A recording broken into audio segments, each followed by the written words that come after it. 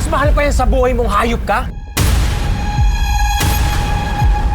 Gabi-gabi niyang pinakulo ang ating mga dugo. Gusto ko nang patayin yung Black Rider na yan. Nakakainis po yung ugali niya. Grabe siya, hindi na lang siya manahimik sa isang gilid.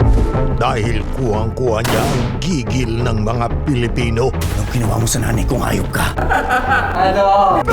Ano? Kontrabida. Papatayin ko siya pag nakita ko siya.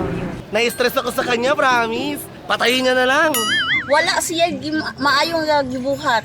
Kini si Elias nga nagabuhat og maayo sa mga lisod nga tawo, iya pang gustong patyon. Baliw ka!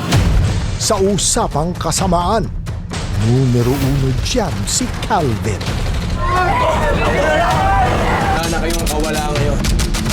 Masyadong mayabang, masama ang ugali, masama-samang tao. Ako! Marami siyang banta na delikado para sa barangay nila Elias. Sige, ano? Papatayin kita! Puputulan ko ng daliri nanay mo! Mayabang yun eh. Pinapatay niya yung mga taong nadadamay. Si Calvin nakaka-stress kasi lagi niyang inaano si Elias Guerrero.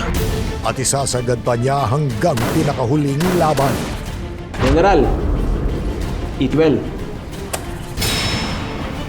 Nakapaniwala po ba yung karakter ni Opo, Yes, sobra po. nabibitbit niya po yung kwento. Nakakainis siya. Magaling siyang aktor. Pinoprotektahan lang kita.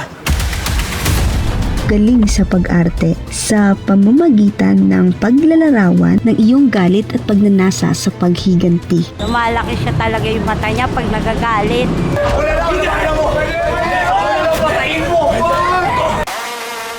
Sabay-sabay tayo manggigil kay Calvin Magallanes.